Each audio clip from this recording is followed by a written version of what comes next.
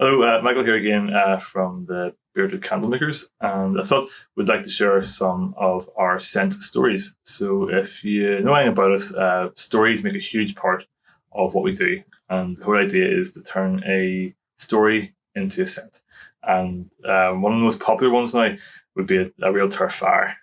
We created like a scent profiling technique in order to capture the scent of true turf and turn it into a candle. And the interesting thing is, essentially, it doesn't actually smell that nice.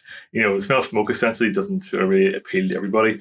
But in Ireland, we've grown to completely fall in love with the smell of turf.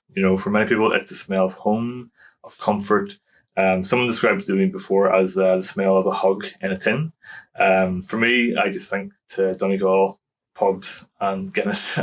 Anytime I smell turf, I'm just transported back in a heartbeat. And since we launched the Real Turf Fire candle, the stories that come back are just incredible.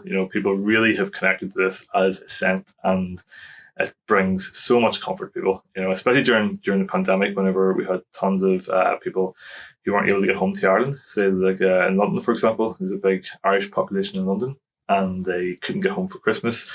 And turf fires tend to make a big part of people coming home. So there were so many bought and sent to all over the world, really. Anyone who couldn't get home got a little bit of home sent to them. And for me personally, the smell of turf is a specific pub now, not in Donegal, but in Sligo, called McGowan's. And anytime I smell it, I can just, in a heartbeat, I'm just transported there. And I think that's kind of the core of what we do. It's all about recreating the memory as a smell, and the way people connect to it is just amazing. And every time we get an email or a message from someone about that they're sent, it's just so amazing.